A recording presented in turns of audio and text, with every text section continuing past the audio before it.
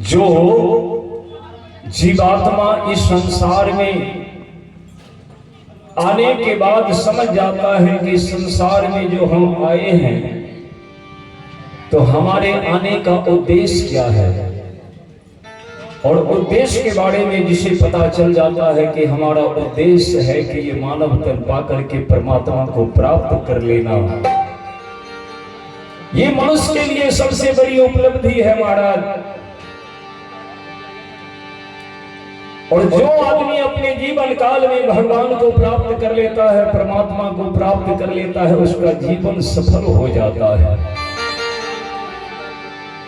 और ऐसे ही एक भक्त हुए हमारे देश में, उस भक्त का नाम आपने सुना होगा अवश्य, उनका नाम था मरध्वज। भगवान के बड़े अनन्य भक्त थे, जबकि मरध्वज एक राजा थे।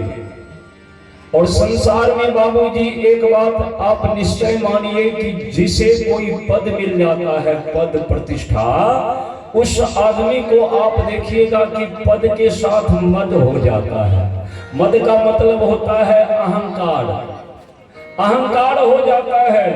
कोई कहता है कि मैं प्रधानमंत्री बन गया, कोई कहता है मैं राष्ट्रपति बन गया, कोई कहता है मैं मुख्यमंत्री बन गया। पद के मद हो जाता है, हम लग जाता है। लेकिन हो बाबू, जिसे पद पा करके भी मद नहीं हो, वही भगवान का सच्चा भक्त होता है। मरध्वज राजपद पर है, राजा है, लेकिन मरध्वज को मद नहीं है। मरध्वज अपने आप को एक सेवक मानता है, जनता के, प्रजा के सेवक मानता है, और प्रजा को हृदय से सेवा करता है। तो प्रजा भी राजा के लिए सर्वदा हाथ जोड़ करके प्रार्थना करके मुद्रा में खड़ा रहता है। और राज काज करते हुए मरध्वज भगवान के भक्ति बड़ा सुंदर करते हैं, दिखावा नहीं करते हैं। आजकल भक्ति कम होता है, प्रदर्शन अधिक होता है। भगवान कहते हैं कि प्रदर्शन से हम बहुत दूर रहते हैं। जो ढोंग करता है उसको तो किसी जन्म में हम नहीं मिलते हैं, लेकिन जो निश्चल भक्ति करता है उसके अंग संग हम हरदम रहते हैं। तो निश्चल भक्ति कैसा होता है कि भक्ति के मर्म को हम समझें कि भगवान को क्या पसंद है। भगवान कहते हैं कि ये जितने जीवात्मा है सब मेरा संतान है, और हमें यदि प्रसन्न करना चाहते हो तो जीव मात्र को दुख मत दो, सबको संभव हो सके तो भला करो। अगर जीवात्माओं को तुम भला कर सकोगे तो मैं प्रसन्न हो जाऊंगा। बोलिए भक्त वत्सल भगवान की जय। और वही काम मरध्वज करता है, राजा है, राजकाज कर रहा है, प्रजा को सेवा कर रहा है, लेकिन एक नियम बना रखा है। क्या नियम बना रखा है? तो नित्य रोज अतिथि सेवा कर, बाद में भोजन करते हैं। जिस दिन अतिथि नहीं मिले और उस दिन भूखे रह जाए।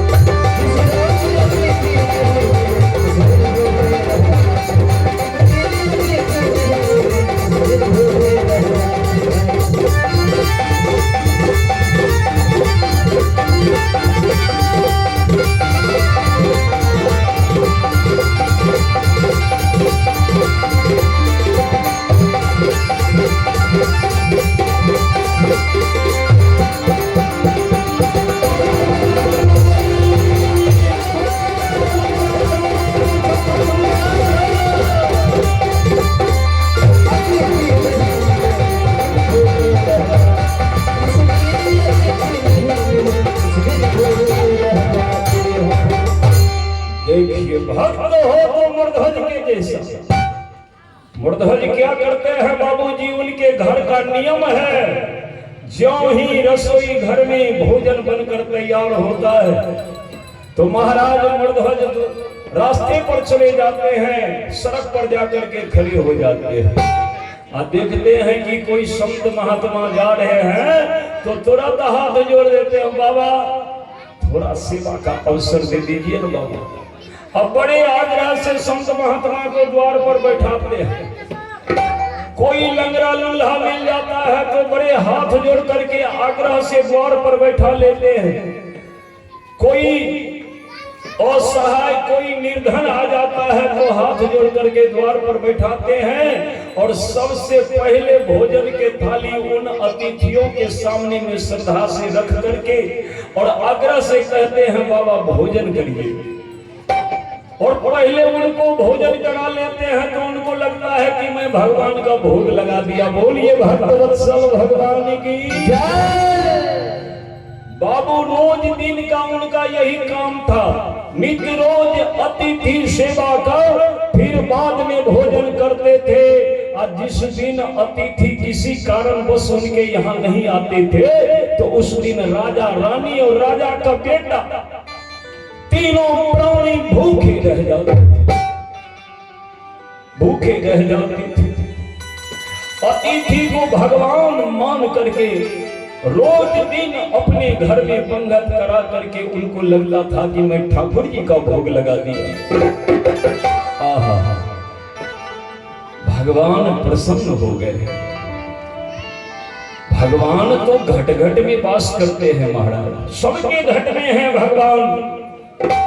वो तो सबके घट घट में वास करते हैं और कौन आदमी क्या सोचता है भगवान पहले ये जान जाते हैं। कर्म हम जो जो कर्म करते हैं भगवान सब कुछ देखते हैं, सब कुछ जान रहे हैं। इसीलिए भगवान के नजर से कोई बच नहीं पाता है। सज्जनों, कहा है ना कभी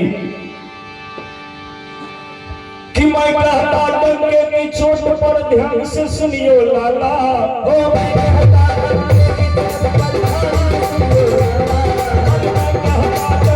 चोट पर ध्यान से सुनियो लाला,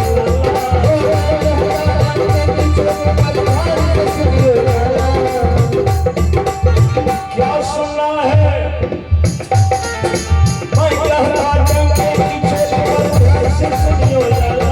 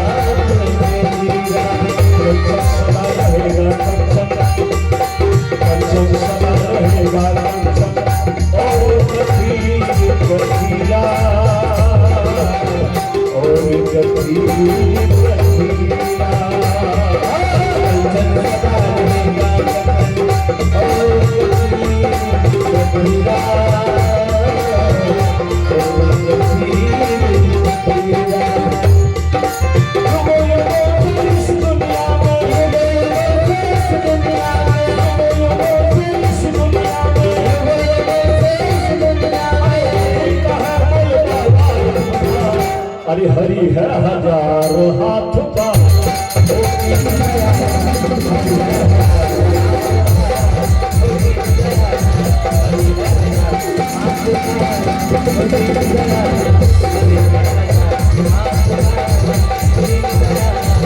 Hare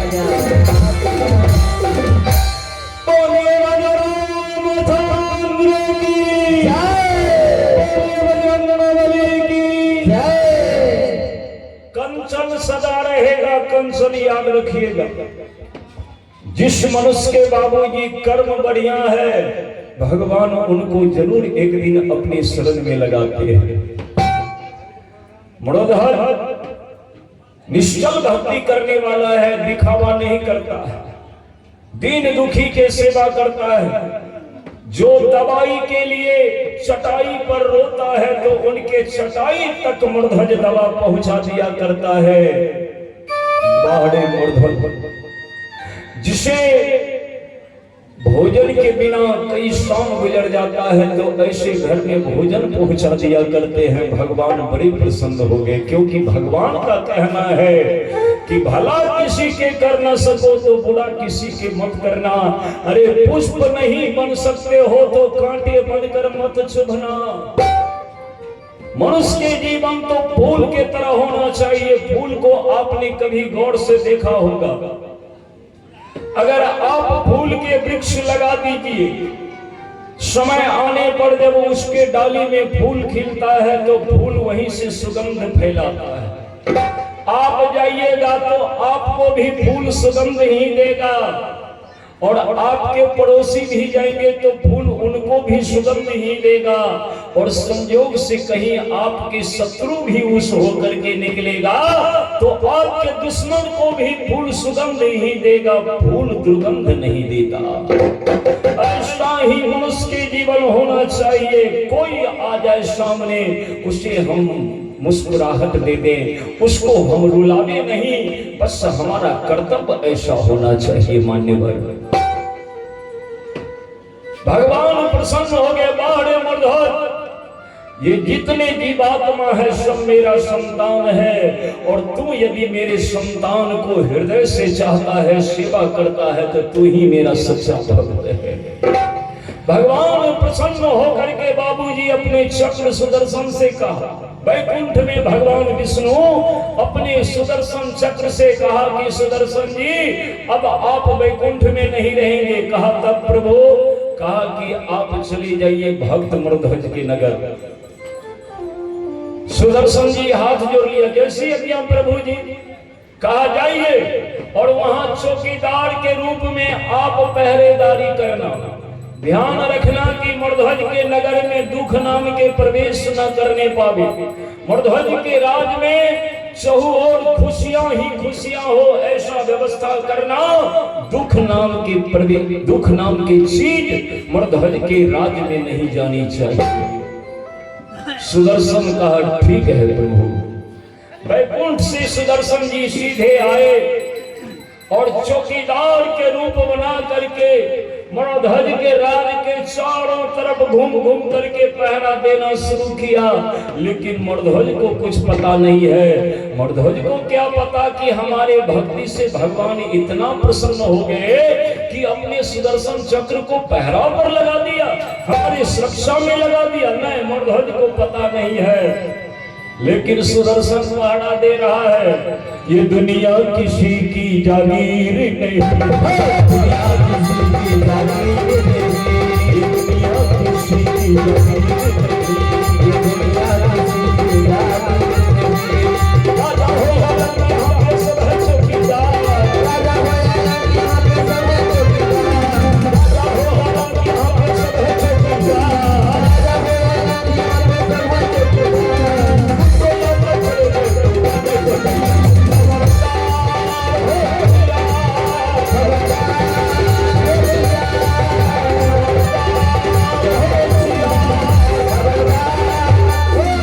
यहाँ पे सब है चौकीदार।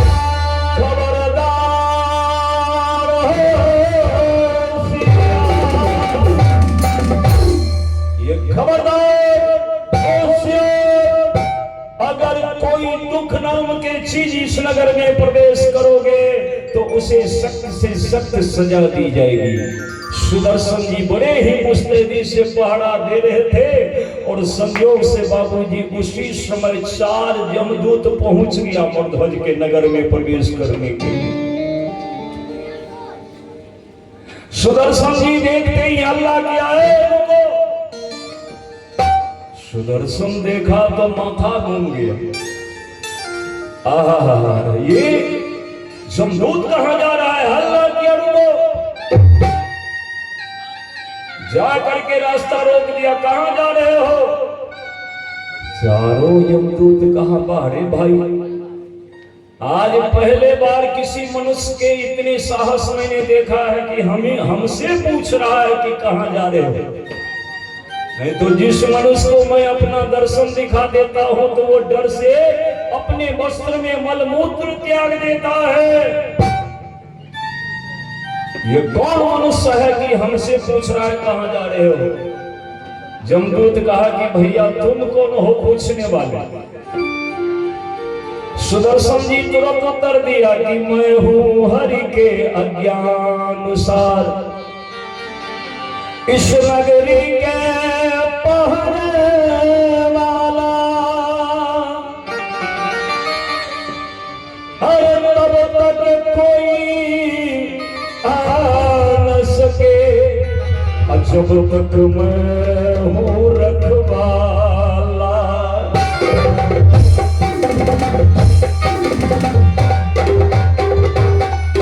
अच्छा तो तुम सुदर्शन हो? कहा भगवान के आज्ञा से मैं मरोधर के नगर के पहरेदारी में हूं। और कान खोलकर सुन लो, कान खोलकर सुन लो, जब तक मैं पहरेदारी में हूं तो एक भी दुख को इस नगर में प्रवेश नहीं करने दूंगा। चारों जमदूत ठहाका लगाकर हंसने लगा, कहा कि सुदर्शन तेरा दिमाग खराब हो गया है। अरे तुम भले ही किसी दुख को मत जाने दो, लेकिन हमें तो रोक नहीं सकते, क्योंकि इस संसार में जो आता है उसका आयु निश्चित होता है। और उस जीवात्मा को जो ही जीवन काल पूरा होता है और जीवन में जब सदकर्म नहीं करता है, शुभ कर्म नहीं करता है, भगवत भजन नहीं करता है, दान पुण्य नहीं करता है, भगवान के कथा कीर्तन नहीं सुनता है, तो ऐसे जीवात्मा को अंत में हम ही ने यम फांस में बांध करके और यमलोक ले जाते हैं। तो हमको तो आना ही पड़ेगा। हमारे लिए भगवान थोड़े कहा होगा, कहा नहीं। भगवान सीधे आज्ञा दिया है कि किसी भी दुख नाम के चीज को मत जाने देना, तो नहीं जाने देंगे। चारों जमदूत बाबूजी कहा कि मैं तो जाऊंगा, इनको तो किसी से डर था नहीं।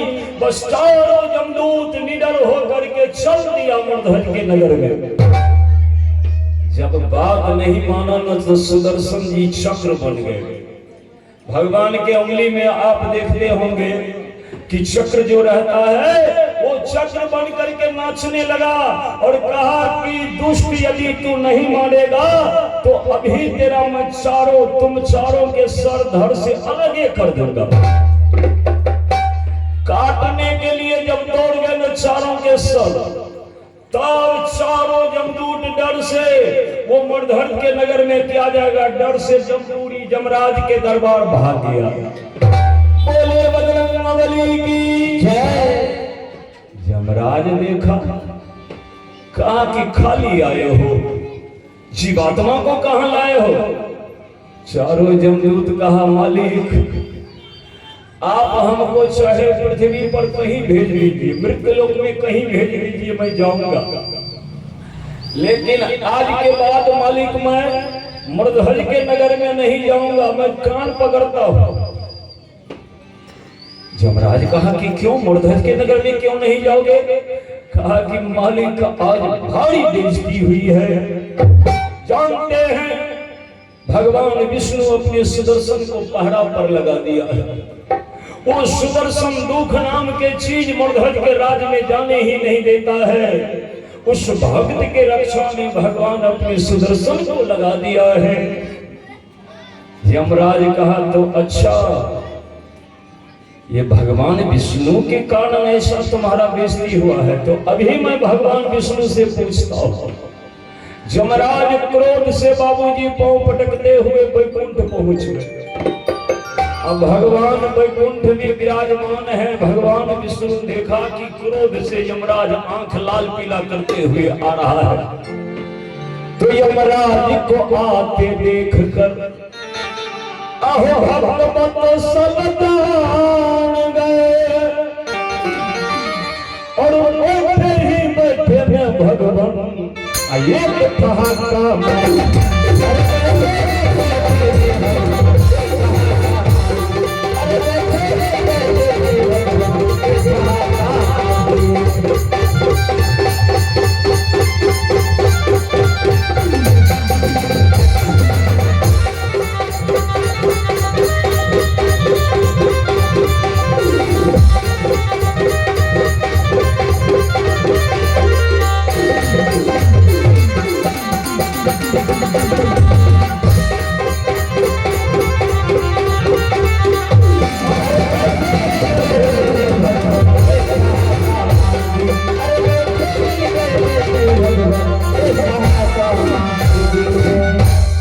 भगवान जो टाका लगाया ना, यमराज के क्रोध 100 गुना बढ़ गया।